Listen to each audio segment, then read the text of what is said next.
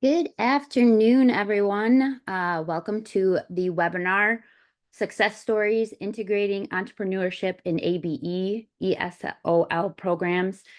I hope everyone's having a great Thursday. If you could, in the chat, introduce yourself, tell us where you're from.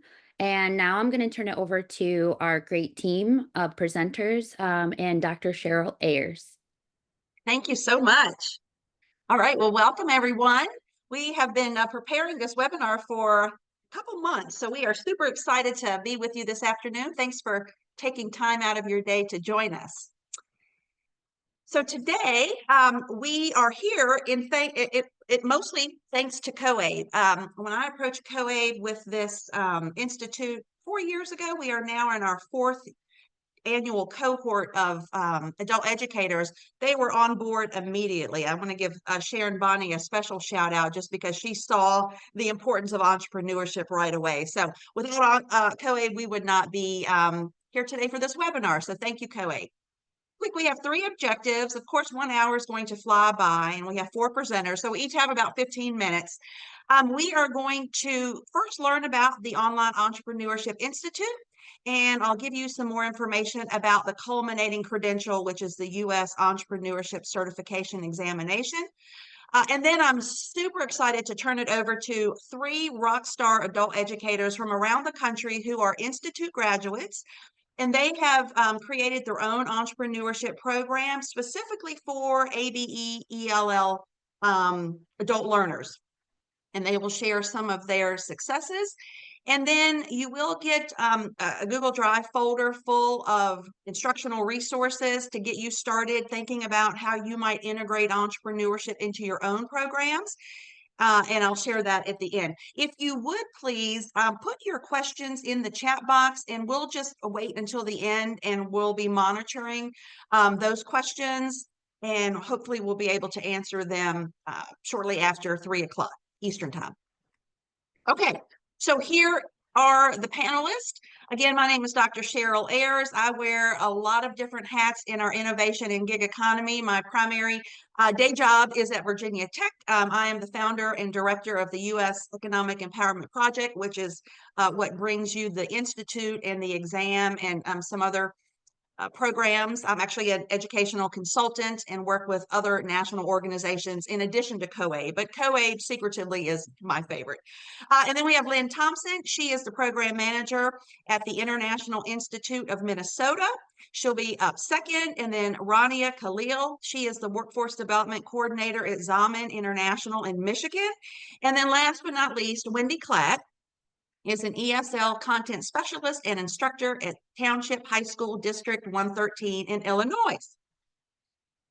All right, so the Institute is for anyone who touches the life of an adult, particularly living perhaps with low socioeconomic means, limited literacy, limited education.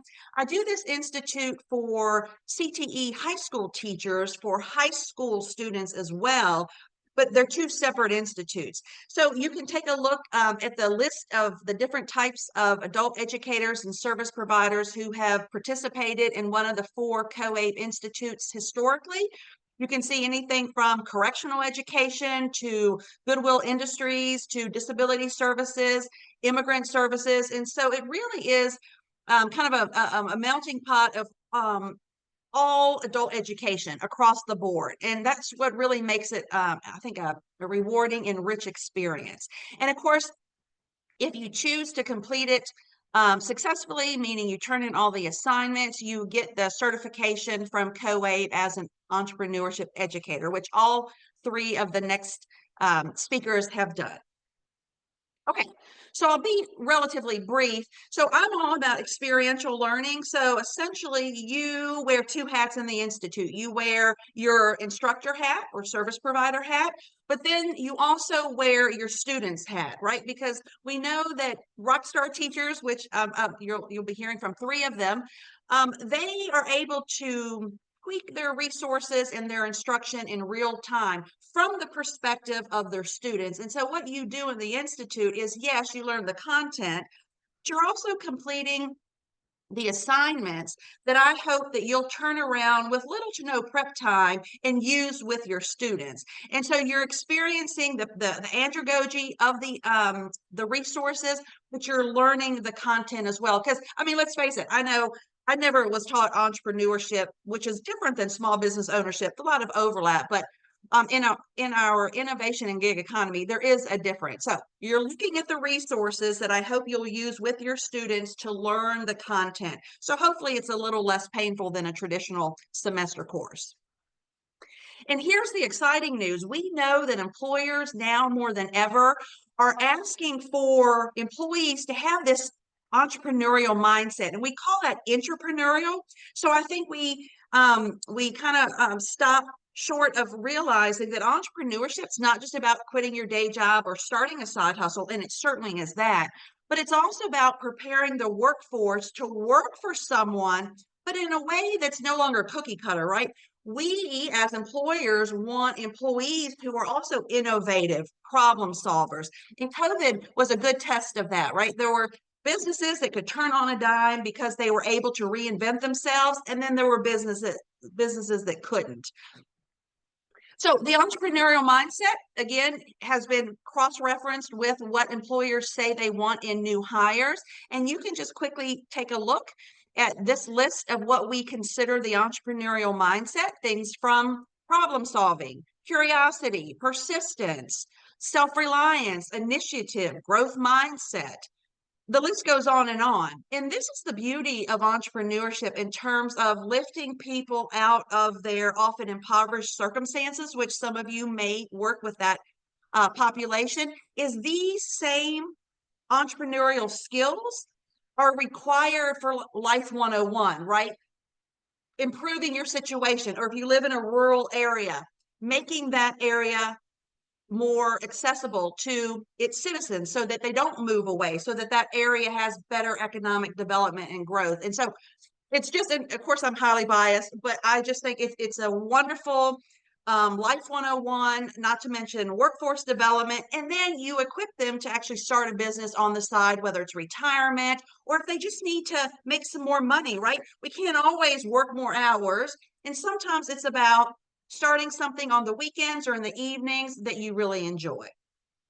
So the details really quickly is there's over 400 resources. I spent a couple years collecting them. They're all free. I've written a curriculum that we have field tested for about 5 years, and it's all sorts of resources like articles and videos and podcasts. So it's a multimedia collection of resources, which makes it unique versus a turnkey curriculum. It's a real world context. I love it when high school and GED teachers teach the core academic subjects, math, science, social studies, etc., through the lens of entrepreneurship. It really perks up instruction, and it's like a 2-for-1, right? You're teaching social studies, but you're also developing those workforce readiness skills. We have live Zoom breakout groups, which is wonderful for networking with people across the nation, and we often have people from other countries join us, and so there's usually about 20 minutes per class that you'll be in small breakout groups for resource sharing, collaboration, planning, etc. I invite entrepreneur guest speakers, and we're starting to invite more as more adult educators are holding these classes. We're actually having their students be guest speakers. And so that's exciting. So usually it's like a 10-minute talk on their background, while they started the business that they did and the lessons that they learned along the way. So you have access to grassroots entrepreneurs. And then finally, you do have the opportunity to go for the COABE certification. And then I was able to work with the University of Sioux Falls. For $135, you can get 3 hours of undergraduate or graduate credit, which, to be honest, when I signed that contract, I thought, oh my gosh, this is a scam. Because at Virginia Tech, we charge $3,000 for undergraduate and $5,000 for graduate courses. So Part A is more the right side of the brain, the more philosophical underpinnings of entrepreneurship. So things like opportunity recognition, innovation and design thinking, lean canvas, which is the short version of the longer traditional business plan. And in part A, you actually write a lesson or any activity. We work together. If you don't want to do a traditional lesson plan, anything that advances your personal or professional goals as it pertains to entrepreneurship education. So things like a syllabus or a conference presentation. So that's certainly negotiable. And then part B is more the left side of the brain, the more nuts and bolts, more traditional approach, where you're creating through the course of the weeks an actual first draft of a business plan. It comes to about 20 pages, but you're doing it week by week. So it's not as overwhelming as it sounds. Now, you can complete these parts in isolation. You can complete them out of order. It's certainly up to you and whatever meets your goal. So I'll say part A, we just wrapped up a couple weeks ago. Part B is starting up in January. Currently, we have 55 for part A. I like to cut it off at 50, but I have a hard time saying no. But about 5 of the part A is already completed part B. So we have room for about 5 more. So we'd love for you to join us in January. You can go to the COABE website and register. And now the U.S. Entrepreneurship Certification Exam, I originally wrote that for Virginia because we had some corporate entrepreneurship exams that were very expensive. And I'll be politically correct and not mention names. And they would require you to take 2 exams, and the pass rate was just not very high. So it was expensive, it was time consuming. And it was self-defeating because we had so many kids fail it. So I wrote this for Virginia, and then other states were like, well, wait a minute, we would also like, and so it's become a national exam. I'll say that, 40% of Americans had a side hustle. And that could just be Uber, right? Or Grubhub or mowing lawns in the summertime. So 40% is a pretty big number. And I think we need to be smart and start preparing our workforce for the economy as it is, because it's no longer the service or manufacturing economy that we've been accustomed to. The neat thing is, since I created the exam and the Institute, they're aligned. So if you go through the Institute, it basically teaches you what you need to teach your students to pass the exam. I've got a huge spreadsheet where everything is cross-referenced. You can find the free exam manual as well on the COABE website. So real quick, let me check my time here. Exam details. It is customized for adult learners and high school students, and the impetus for this as well, not just because of the corporate exams that we were not happy with in Virginia, is I think we have a false sense of who can be an entrepreneur and how easy it is, right? Oh, just go start a business. Well, I always worry that we're giving that false sense of security, especially to the population that you often teach, right? Not everybody can afford to declare bankruptcy because they didn't have the content knowledge or the preparation to start a business. So it's critical that they have some kind of instruction. As I mentioned, it has a wonderful pass rate. I'll share those details as it pertains to the ELL community shortly. There is an option to add 2 more free credentials, so it's really a 3-for-1. I was able to partner with My Own Business Institute. It's the oldest and largest international free entrepreneurship education around. It's at Santa Clara University in Silicon Valley, which makes it nice. So all of that's in the manual. That's optional. And then, my soapbox as of late is to really pair entrepreneurship with all of the technical career fields, right? Because not everybody always wants to go work for someone else. And so carpentry is great, landscaping is great, but let's add an entrepreneurship unit or preferably a class so that they have the option to start their own business. And then the industry partners I've already mentioned.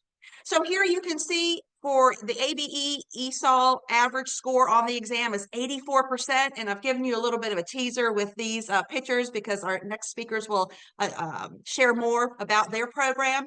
And the overall pass rate is 87%. And that's for adults with limited literacy skills, right? So that's pretty exciting. The resource packet, the study guides, 28 pages. It's really your curriculum framework. There are 2 practice exams. paid a linguist to rewrite them so that the practice exams are in about a 5th grade level, but the actual exam would still be at an upper middle school, high school level. There are vocabulary lists, there's a reading guide and a free entrepreneurship e-textbook. And the exam manual also has a list of competencies if you want to just start thinking about what your program might look as. And then finally, I'm going to leave you with this. I did a webinar a couple of years ago. It's called the 10 Reasons to Integrate Entrepreneurship, in case you're not convinced, across adult ed programs. And the one quote that I just love, and there are many more on the website, but the gift of an entrepreneurial mindset could be life-saving for disenfranchised populations. This comes from one of the Institute participants. They desperately want to support their families, but are not being taught that they have other options. This is true as well for people re-entering society. We know entrepreneurship reduces recidivism rates. They need to hear about the freedom of entrepreneurship to give them hope. And this person says, thank you for equipping me. So take a look at that webinar if you want more information about the importance of entrepreneurship education. And now I'm going to turn it over to Lynn in Minnesota. All right, thank you so much, Cheryl. I am super excited to be able to present to you today. I am the program manager for the business pathway at the Instructional Institute of Minnesota. You can go to the next slide, Cheryl. So this is my team. I definitely don't do any of this alone. So I'm the program manager, and I worked with the curriculum and took Dr. Cheryl's Entrepreneurship Institute in order to create the entrepreneurship class.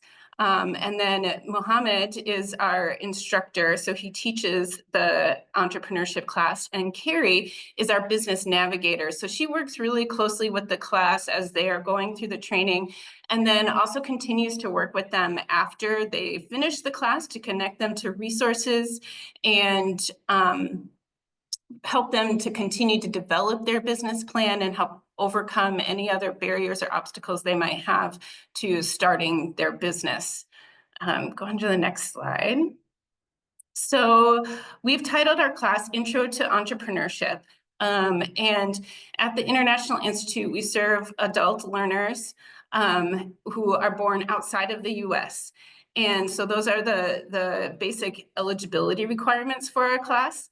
For the entrepreneurship class specifically, they have to be at an ABE English level of 2 or above.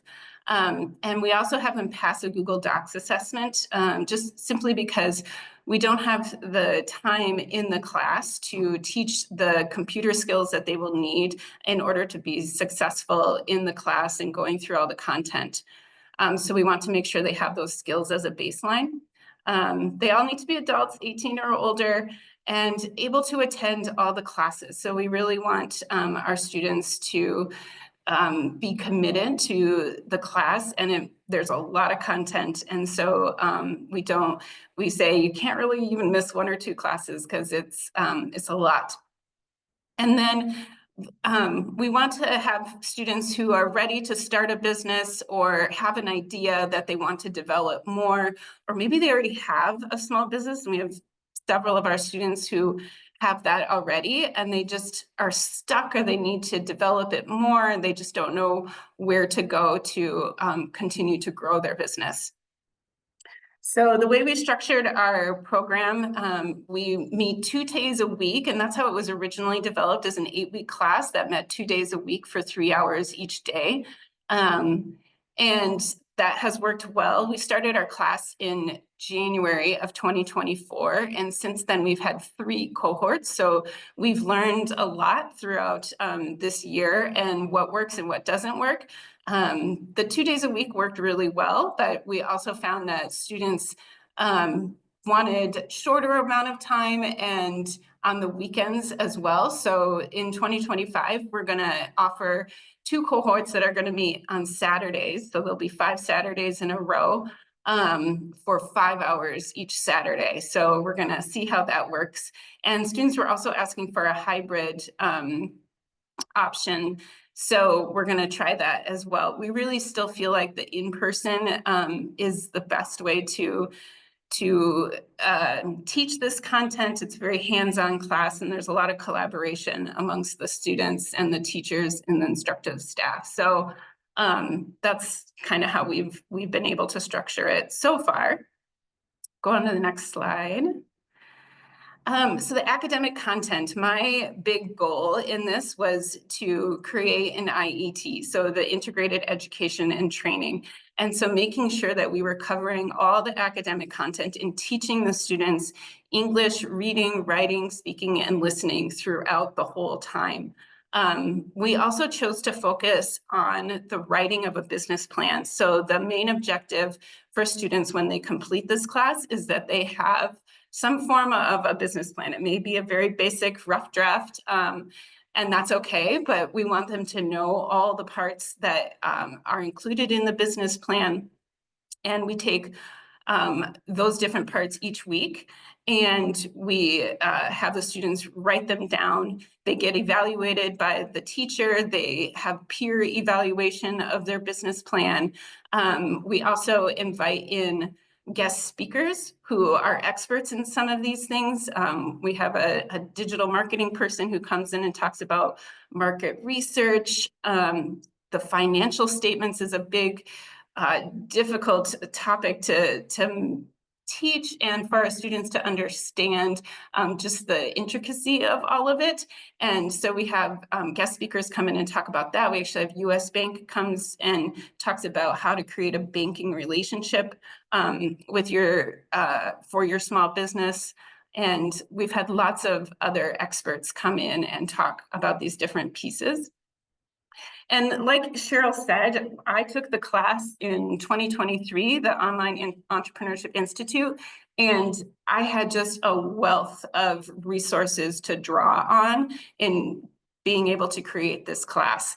And so that part was really easy. The homework assignments that we give our students are directly taken from Cheryl. So we always give her credit for everything that she created. And it was really helpful in being able to design the class in a way that made sense. The readings, I have students do weekly readings, and those are taken from the class that Dr. Cheryl taught as well. So that was all really helpful for me because I am a teacher, I'm not an entrepreneur. And so for me to learn that content from Dr. Cheryl and then be able to translate it into a system that worked well for my students was really easy because of that class. Go ahead, next slide. So we also have a lot of practical content. Like I said, we have the business plan weekly assignments. And then at the end of our class, students present their pitch to a panel of SCORE volunteers. And that is a really meaningful experience for both the students and for the volunteer mentors. They all get a lot out of it, and they're just very excited. The students get practice in presenting their pitch. A lot of the times it is the first time they've given a presentation fully in English to other native English speakers, which can be very intimidating. And then they're also on top of that trying to explain their business, how their business is going to be profitable, who their market is, and all of those things. And then the mentors offer them feedback on their presentation, but also on their business plan. And they ask them really tough questions about how they're going to make a profit with this. And they also give them advice, like, this sounds like a really great idea, but I think, based on our economy, I think you maybe could pivot a little bit and go in this direction. So that is a really powerful part of the program that we have here. We also have all of our students take the U.S. Entrepreneurship Certification exam that Dr. Cheryl was just talking about, and we have a 95% pass rate, which we're very proud of. That's been a great part of the class. And we actually, part of the package that you get when you do the entrepreneurship certification exam is you get a pretest. And so we give that to all of our students the first week of the class. And on average, our students they raise their test scores from the pre-test to the final test, an average of 24%. So we know that if without this class, they would not be able to pass that exam. But after the 8 weeks of the content and learning, they are passing the exam at 95%. So that's pretty exciting. We also have been able to develop a partnership with Minneapolis College, where when students pass that entrepreneurship exam, they will be able to apply for credit for prior learning from Minneapolis College. That will give them 3 college credits towards their business program there, and they can also take those credits on a transcript and transfer them to any other institution as well. So if they want to go on and continue their education in some kind of business certification or a bachelor's degree or an associate's degree, they're able to do that. Next slide. So another thing that we did to help promote the program and also build relationships with our community was we offered a small business resource fair. This was in September. We had about 75 immigrant participants. And then we had an immigrant entrepreneur panel. So 4 different immigrant entrepreneurs presented about their businesses that they had started and what they had learned throughout the years. And then we had different breakout sessions. So it's very important for us to have experts come in and for the students to make connections with those other resources in the community. So we had Coldwell Banker came in and talked about commercial leasing. We had an organization called Prepare and Prosper talk about business taxes. Another organization called Propel Nonprofits talked about nonprofit. We have a lot of students who want to start nonprofits because they just have a heart to give back to the community so much. And then we also had a local organization talk about small business loans and the requirements that they will need in order to get those loans. We had different tablers of other organizations and just a lot of opportunity for networking. So this was successful on many counts in that it got our program out to the community. And after this small business resource fair, our next cohort had so many participants. We had over 20 people in our last cohort. So it really got the word out and encouraged people to come to our class, and also helped us build those relationships with those resources so that as I said, after the class, we are able to connect our students to resources in the community that will continue to help them grow their businesses. So go ahead on the next slide.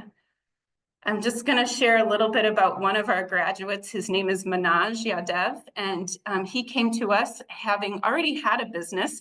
He was the owner of Himalco Tea, and he sourced his tea from his home country of Nepal in the Himalayas, and he had a website and he was selling his tea, but he's like, but I'm just not getting a lot of sales.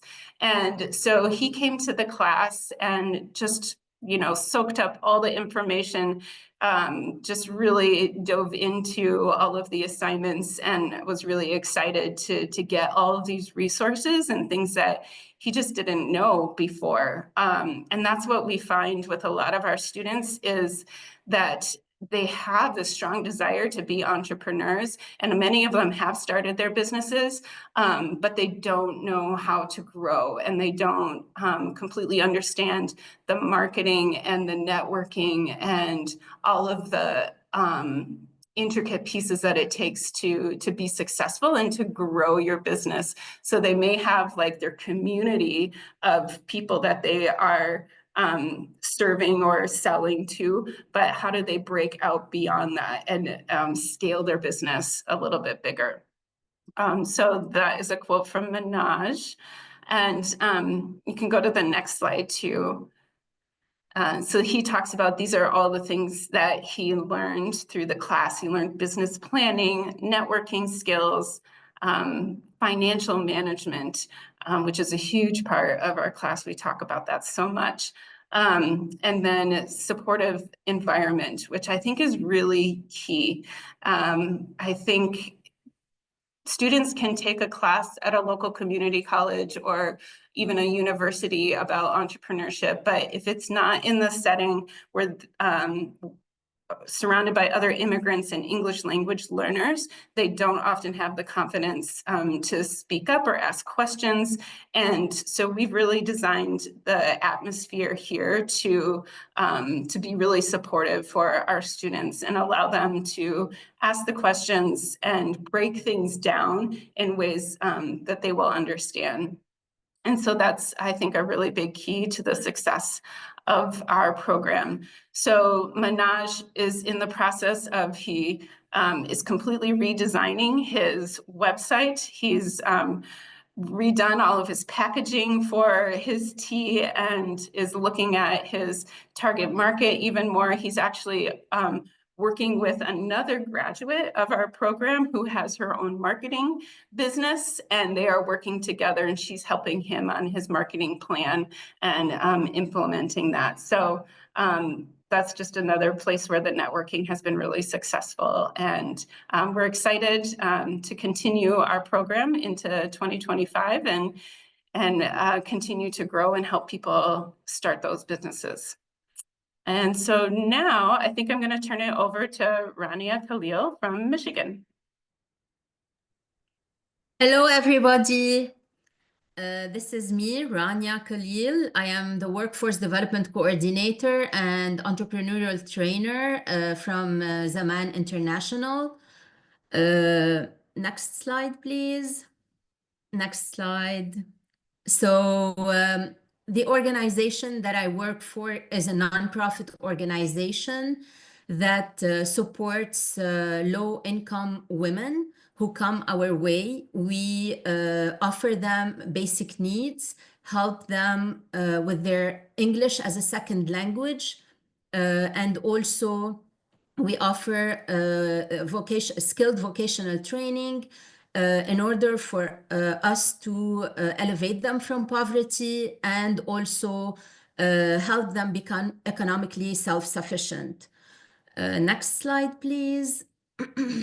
So in 2019, our founder, Naja Bazi, was one of the 10 finalists and was nominated as a CNN hero due to the holistic approach that we offer and the client at the core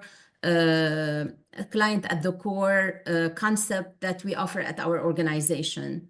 Next slide, please. So basically, our entrepreneurship program, we have been offering it for the last 3 years. And I myself have took the institute in 2022 with Dr. Cheryl. Basically, the program is to support our women get the entrepreneurial mindset. It has a contextualized vocational ESL. We teach them business planning and strategy, a lot of finance, practical business skills. Like Dr. Cheryl was saying, it supports them with their life skills, and that's what they get most out of that. We also teach them design thinking, innovative thinking, marketing and branding fundamentals. And also the culmination of that program is the USECE certification. And our program is like a 12 weeks program. We used to offer it like 1 time a week, but now we're starting to offer it 2 times a week due to the intensity of the material that we offer. It's a 30-minute, 2 hours and 30-minute class. And then we also offer like reading and listening throughout this class. The listening is through resources that we got from the Institute, crash course resource, and also the reading. We also offer reading from the OpenStacks that we also got as a resource from the COABE Institute for the entrepreneurship. Next slide, please. So basically, what sets us apart and how we do things, the first thing is that we like our entrepreneurs to become ready. So they take like a self-assessment, and that's where they pass through phases throughout the program. And the first phase is awareness. Once they are aware of who they are, what they want to do, what is the idea that they want to explore, that's where they can start with the program with us. And after that, they can move to the next stage, that is the exploration of the idea. And this is where all the teaching happens, and where they get all the business planning that is a crucial part of their learning.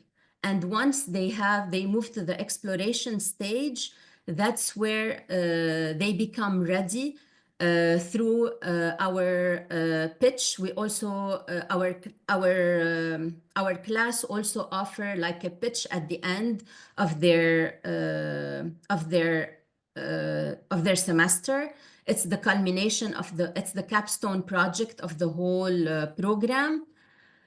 And then they become ready to go and explore what is out there for them in the world. And after that, they become a group of alumni where they can support each other and help other entrepreneurs, other students, in order for them to become entrepreneurs. Next slide, please.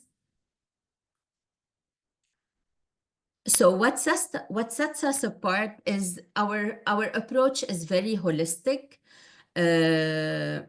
We offer a very holistic approach. It's a very hands-on training.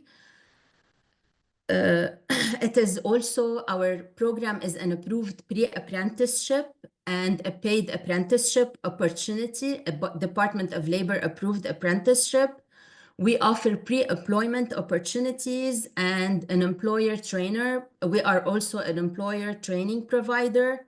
We have a seamless integration of the entrepreneurship skills with the entrepreneurial skills as the OJT, because our students can be employed at our organization. We have a factory, and we have like a kitchen where we employ our students, like a bakery. We also offer a mentorship program. We have a one-on-one mentorship program for all the students who go through the pitch competition. And all the guest speakers that we get basically are from all over the world, not only the US. That's where they get like a real world experience and a national certificate. We have also a national certification for all our vocational trainings and entrepreneurship. Next slide, please. This is one of our Makers Fair. All our entrepreneurs are invited to take part of all the big events that our organization offers, where they have the capacity to sell their products. We have like a big Mother's Day event, VIP dinner, and like an iftar dinner, where all our students have the capacity to sell their products. Next slide, please. Our training model is very hands-on. So it's a circular training. The way we offer it is that everything is hands-on. The lecture are very hands-on. So we offer 30-minute lecture, and the rest of the time, it's like an activity that they have to do. They learn from their business partners. We have external coaching and internal coaching. We have a navigator on site that supports our students to overcome barriers, and not only that, to support them by coaching them with their business idea. We have a lot of project-based learning and on-the-job training. I will explain that in the next slide.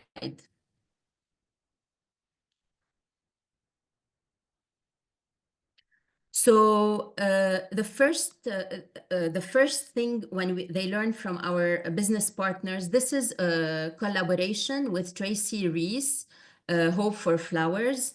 She is a national designer, and these experiences, they go beyond the textbook and theory. It provides them basically with invaluable lessons and actionable advice. It inspires them and empowers them as a small business owner. Each trip is a unique opportunity for them to learn and network, and it brings back practical ideas to fuel their own growth and sustainable initiatives. And when we went to Tracy, basically what they have learned the whole process of what it takes to create a whole collection, clothing collection. And usually what we do is that we pick the students who are pursuing sewing and who are pursuing business ideas that has to do with sewing. And that's where we try to connect them with the right external partner. Those are some of our field trips that we have been doing for the last year. Next slide, please.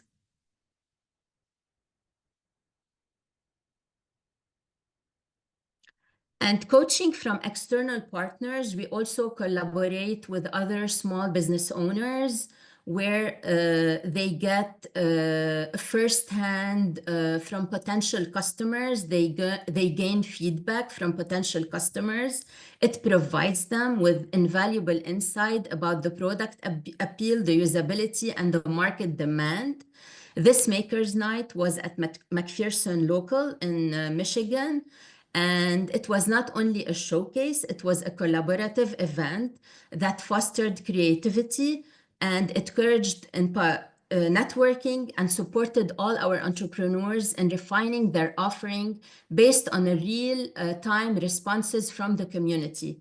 All the people were there, and the entrepreneurs were basically presenting their ideas, and they got real-time feedback from all the people who were there, who were assessing and giving them feedback about their ideas. And that has strengthened the brand and enhanced their customer satisfaction. Next slide, please. This is a project-based learning. As I said, we employ on-site, and this is our Stitch Lab, where we employ our students who are pursuing sewing. This is the National Kidney Foundation. They created the mascot for it, and this Stitch Lab is a creative hub. Basically, it offers tools and resources and collaborative environment that needed for artisans to craft high-quality, tailor-made pieces for clients. And by working on significant projects, Stitch Lab gained valuable experience, build their portfolios, and showcase their skills, all while contributing to meaningful causes. It's an empowering space where creativity meets purpose. It helps local entrepreneurs grow their business and reputation. And basically, it gives them, especially the people who cannot pursue regular employment, this space is where they can pursue their own alteration, small business. Next slide, please. And on-the-job training is where we offer, especially for small business owners. This is our entrepreneur. Her name is Asmahan, and what she does is that she created she is Lebanese Brazilian, and she created like a chocolate truffle, and now she is in the process of selling them, putting them in the market. And what we do is that we create on-the-job training by offering them pop-ups and by offering them apprenticeship where they can basically practice their skills and get firsthand work into the business realm. And not only that, is that they can test their recipes and build brand loyalty. It's a very vibrant space that boosts visibility, network with other fellow bakers, and make meaningful connections with the local community. We also offer Wednesday lunches where they can test their bakings. And yeah, next slide, please. This is our capstone project, which is the pitch competition, where our students, they have to participate in the pitch competition. They have to offer a business plan, a market research, and a financial plan. And they will also get like a grant, and we will name 3 winners. We have a panel of professionals that comes from the business world. They assess their ideas and they give them feedback about their, basically all the panel. They can pick who they would like to mentor, because they're going to be our potential mentors for the next step for our entrepreneurs. Since our program is divided into lecture and mentorship, the next phase when the mentorship will start, that's where they get their one-on-one mentorship with their mentors after the pitch competition. Next slide, please. I would like to share with you one of our success stories other than Asmahan. This is Huda Abu Sabha. And Huda is by trade, she is a nurse. And what she wanted to do as a business, she wanted to create modest scrubs for nurses designed by nurses. Her business is called Al Huda Apparel. And I will read for you her mission. Her mission is to empower women to confidently express their faith and follow their passions. Our clothing combines comfort, style, and modesty, ensuring that every woman feels supported in her journey. Her vision is to be trusted resource for modest working women, starting with those in the medical field, by providing the scrubs and outfits they need to feel confident and comfortable in their work. And what Al Huda Apparel does, she is in the process of basically creating those scrubs. And in January, she's going to move into production. Next slide, please.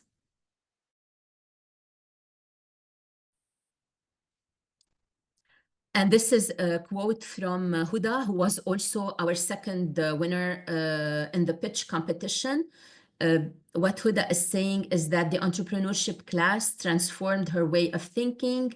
It also equipped her with practical daily life skills as well as business skills. It empowered her and boosted her self-confidence in a manner that she would have not imagined.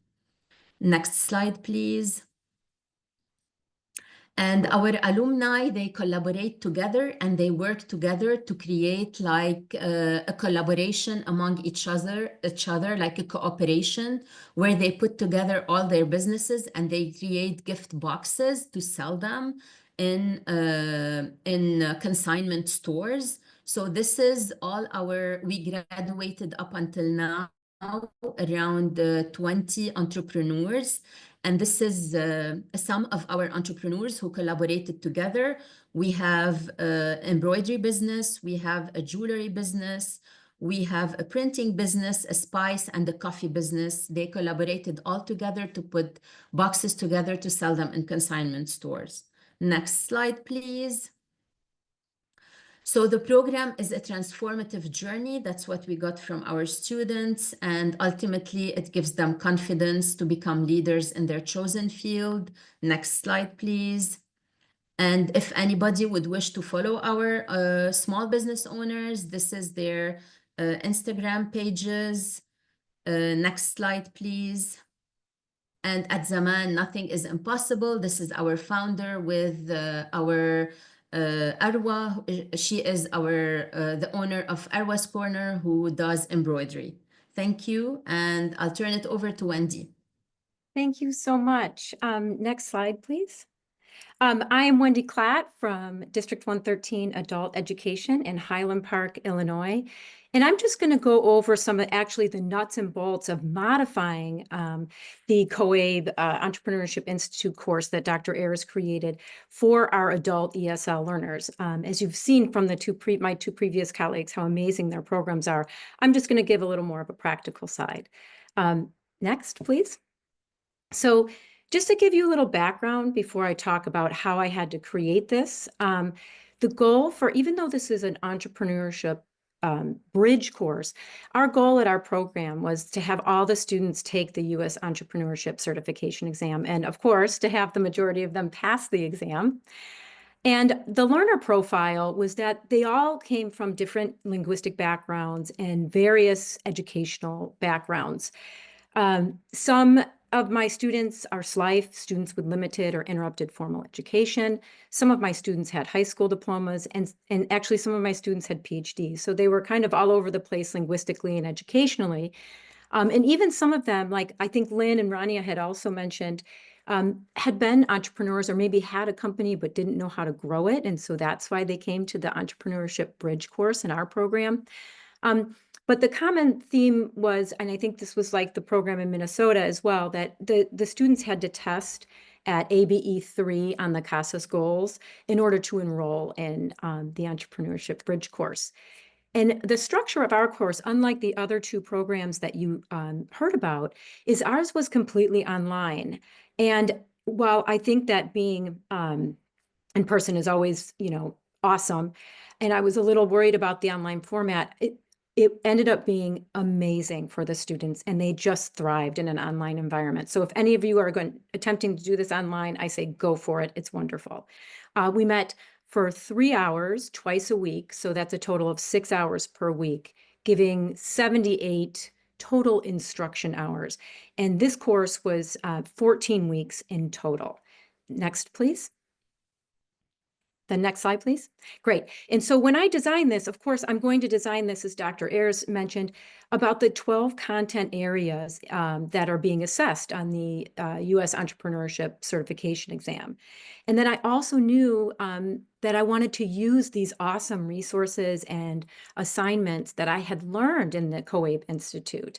And I wanted to be able to modify them for my students.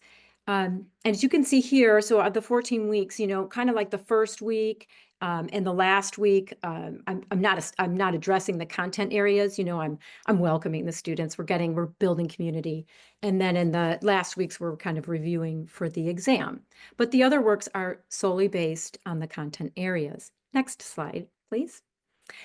So I knew that when I designed this course for my adult ESL learners, I had to have consistency, and I had to have best practices for scaffolding, because this content, as you heard, it's a lot. There's a lot of cognitive load for our students, and especially because their lexicon is not like ours as native speakers. So I had to have it be consistent. So every week I made sure there were 3 pieces. There were the key terms that were taken from the study guide that you get when you sign up for the exam. The weekly readings were taken from the textbook that we used in our COABE Institute, and then the assignments that are related to the topic that we're discussing for the week. And some of those assignments came directly from those that were created by Dr. Ayers. Next, please. Real briefly, I just wanted to show you, I'm a visual learner. I don't know if there are any of you out there like that, but so this is what the key terms looked like. I created this. It's very simple. It's very easy to use, which is great for our adult ESL learners. And these I just pulled from that vocabulary list and the content areas from the study guides, because like my colleagues have mentioned, there's just a ton of resources in the COABE Entrepreneurship Institute that you can use. It's almost like there's so many. How do you choose what's best? Next, please. Then the readings, I created the readings from the actual textbook, online textbook that we were using in the Institute. And if you go to the next slide, please. I had to modify this, and this is how you can modify this for your students. And so the textbook was at a college reading level, and my students were at an 8th grade level. So I had to adjust the readings because it's just like so heavy. And so I use this, next slide, please, this Chrome extension called Brisk. Okay, I love AI. I love using AI. If you have not heard of Brisk, I highly suggest using it. It's super easy. It is a Chrome plugin. As you can see at the top of that search bar to the right is like a little icon. That's the Brisk icon. And then down at the bottom, you'll also see the icon. It's a little bit larger, bottom right, circled. And that icon will appear on any Google page, web page that you search. And so this is our textbook that we used in the COABE Institute. And you can highlight it, and then it will tell you what the actual reading level is of that web page, or in this case, the book. And then you just click that green button and you can change it to any level you want. This was a game changer for me. I just changed everything to 8th grade. Next slide, please. And then thanks. And so then what it does is, so after you brisket, it sounds like a meal, but it's not. It's actually an AI tool for helping educators. So it opens it up in a Google Doc with the modified version of the text. And then as you can see, I have it circled there. There's always a link to the original article. So what I did is I always left the link there because I'm teaching adult learners. If they want to go and read that college level text, that is on them. But I always made sure that it was at the proficiency level where it would make them successful to learn the content, because it is so meaty. Next, please. Another modification that I did that is really helpful. We talked about how we have these assignments that Dr. Ayers. So this is an assignment that I really wanted my students to do. And it was this PACE-O decision-making grid created by Dr. Ayers. And it's wonderful for critical thinking and making decisions, but I knew that it was going to be really challenging for my students. I wanted to do this right in the beginning, because it's, what business should I open as an entrepreneur? You know, some of my students hadn't really thought about that, and I really wanted them to dive deep into that. And so I knew that with adult ESL learners, you know, not only did I have to go over the directions and all the language of the directions just to make sure that we all understood all the terminology, I knew that I had to have a super specific example besides being an entrepreneur to show my students, because if I just showed them the one that was for an entrepreneur, they might cling to that. Remember, because their knowledge of their word bank is just so much smaller than a native speaker. So it might look like copying, and I wouldn't know if they could transfer the skill. So I used, if you go to the next slide. So I knew that I had to have a really tangible example to go through it totally once with them before they did it on their own as the entrepreneurs. So I use ChatGPT. I love ChatGPT. I use it all the time, all day long. It really helps me. And I gave it the prompt, and I dumped the PACE-O in there, and I said, adult ESL learners, 8th grade, give me a specific example and fill in the chart. And next slide, please. Look what happened. Oh my gosh, like quick as a snap. ChatGPT did that, filled it in. So I had a very specific example. So that's another way I was able to quickly modify and make it appropriately scaffolded for my adult ESL learners. Next slide, please. And I just wanted to share, you heard about the pitch successes of my colleagues, but my students had to do this all online, and they did do it in front of a panel of my program director, a volunteer from SCORE, and one of the entrepreneurs I had that came and was a guest speaker. And all three of those panelists gave my students wonderful feedback. And I just needed to show how beautiful these presentations were, because as we said, this was one of the first time that my students had ever given a presentation in English and had ever used Google Slides. And look at how amazing this is. Next slide, please. And another, next. And another thing that was just beautiful about this success that we've had in this first round, this is the first time doing this entrepreneurship bridge this semester, is this community connection. And then we had a volunteer from SCORE, and look what he wrote in the chat during the pitch presentations. It's like, wow. I mean, that was so powerful and so moving for me. And that's what we want. We want this connection with our community and people to see just how amazing this program is for our adult learners and our adult ESL learners specifically in my case. Last slide, please. And you can take a moment to read this yourself. I don't need to read it out loud. But I am truly, truly grateful to COABE, to Dr. Ayers, to my program director, Rania Mitkova, for creating this opportunity to give our adult ESL learners these tangible skills to not survive, but to thrive in today's economy. So thank you very much. All right. Thank you all.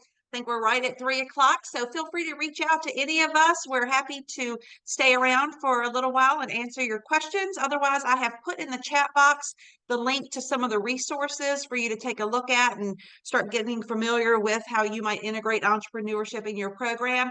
And then, of course, if you'd like to join us for Part B, we'd love to have you. It starts in January. So thank you all for joining us, and we're happy to entertain questions. I'm going to take a look in the chat box here. Cheryl, there was one question, well, a couple of questions. One about if these programs qualify as IETs and if the exam is a nationally recognized credential. Yep. So, yes, there are states that were not represented here today that have created IETs in entrepreneurship. And yes, the exam is industry endorsed and nationally recognized for both adult ed and high schools. Mm-hmm. And then could you explain the difference between entrepreneurship and small business and what that pertains to a gig economy or gig job? Yeah, sure. Well, and for that person, I'd love for you to join us, but just a quick definition is entrepreneurial ventures are usually innovating existing products or creating new products in and of themselves, whereas a small business owner is more in tune with the daily functioning and operations of a business. So that entrepreneurial mindset brings in the innovation perspective to hopefully improve upon existing or new goods and services to ideally improve all of our quality of life.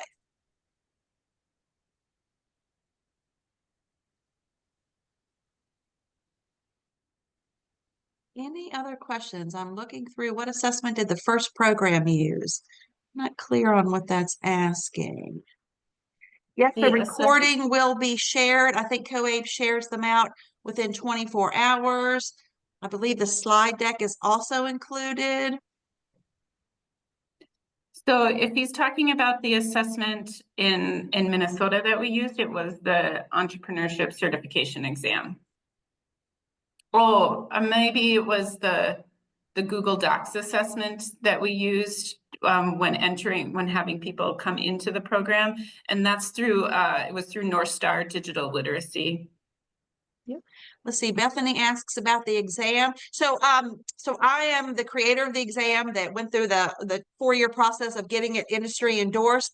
And so it is adopted by state departments of education. So our Virginia Board of Ed just approved it for high school students. So no, thankfully COABE promotes it, but it is not a proprietary exam through COABE per se. So yeah, anybody can take it. It can be your neighbor. It can be a classroom of students. Let's see, what else? Have any programs done this with NRS ESL level 2+? So Wendy. I don't think this is our first run at it, so no. They're higher than that. Yeah, all of our students are higher. Cheryl, there's another question. Can anyone take the exam or is it a proprietary exam through the COABE program? Yep, just mentioned that, but it can certainly repeat it. So yeah, anybody can take it. I created it for the nation, and it's for high school CTE programs as well as adult education programs. COABE promotes it, but it is not proprietary to COABE. How does someone register for the exam? All of that information is in the manual, which is on the COABE website. Dr. Cheryl, I was just going to mention to the person who asked about the NRS level 2, this content, the vocabulary is in the content is the cognitive load is huge. I think it would be really challenging to do it with a lower proficiency level group. Just from my experience with my students. All right. Well, we tried to hit some of those. So sorry if we missed them. There are just a lot of comments that are a bit overwhelming here at the end. But do please do the webinar poll. And then you have our email addresses. If we didn't get to answer one of your questions, please send us an email. We'd love to respond that way. So again, thank you all. Have a wonderful evening and certainly hope to see you at Part B of the next COABE Institute. Take care.